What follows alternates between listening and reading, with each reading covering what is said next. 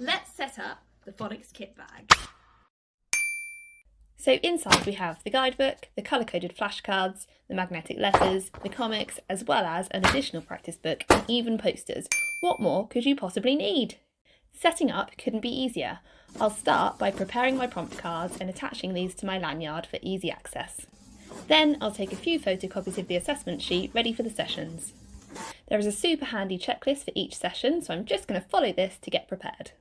For this session I can see I need the grapheme card, the comic, flashcards from list 1, magnetic letters and something to write with. I can begin my sessions by using the teaching points on the lesson plan and the grapheme card to introduce the sound. The teach prompt cards help me quickly understand what is required next. For read the words, I'll choose 5 words to read with the children. We will spot the focus sound and blend to read the word. For word meanings, together with the children, I will create memorable actions and context to help us understand the meanings of each word. For listen and learn, we'll introduce the comic and ask the children some questions. Then I will read it aloud, modelling how to read the tricky words, how to summarise and add expression. For question time, I'll use the questions to encourage children to develop their prediction skills.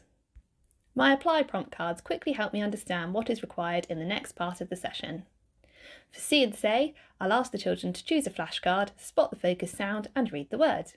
For build and blend, I'll ask the children to collect the magnetic letters needed for the word, touch each letter as they say the sound, and finally blend the word.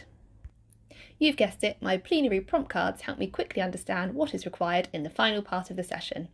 For spot the sound, I simply place a variety of letters in the centre and ask the children to spot our focus sound. I can encourage them to think in depth and explain how they know using the prove it questions on the prompt card.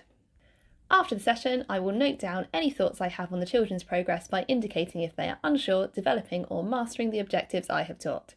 The handy notes column allows me to note down any other key points. This handy additional activity book allows me to provide extra practice outside of the sessions for children as needed. And don't forget to check out the self-evaluation ones on the final page of the guide. Enjoy!